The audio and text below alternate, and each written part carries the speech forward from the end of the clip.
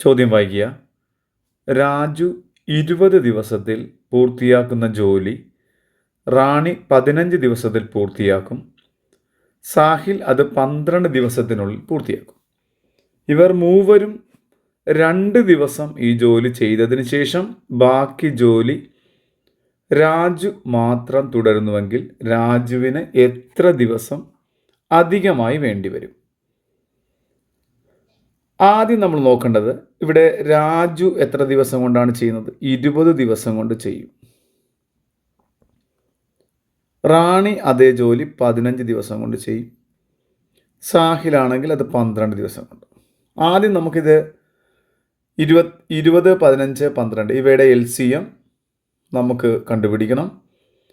അത് എളുപ്പമാർഗം എന്ന് വെച്ചാൽ എന്താണ്? വലിയ സംഖ്യയുടെ മൾട്ടിപ്പിൾ പറയുക. വലിയ സംഖ്യ ആരാണ്?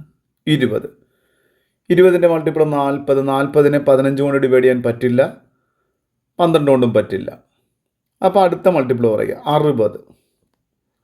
60നെ 15 കൊണ്ട് പറ്റും, 12 കൊണ്ട് പറ്റും. അപ്പോൾ നമുക്ക് പറയാം LCM എത്രയാണ്?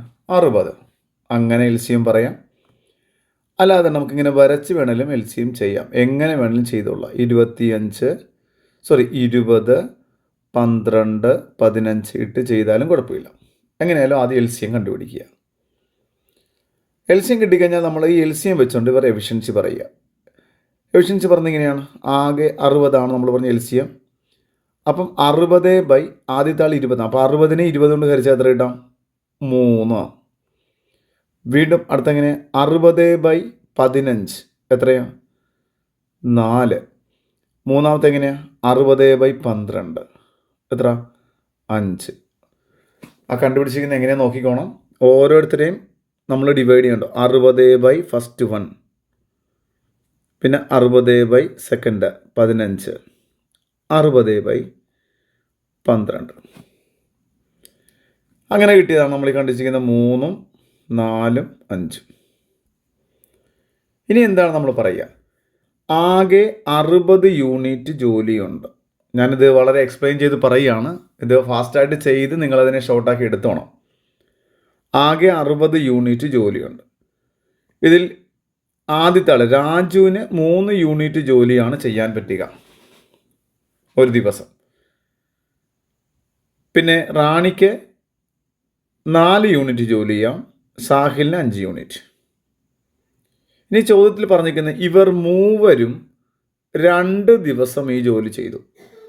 അപ്പോൾ ഒരു ദിവസമാണെങ്കിൽ 3 + 4 + 5 ഇവരുടെ ആകെ ജോലി. അപ്പോൾ ഒരു ദിവസമാണെങ്കിൽ ഇവർ 3 + 4 + 5 ജോലി ചെയ്യും.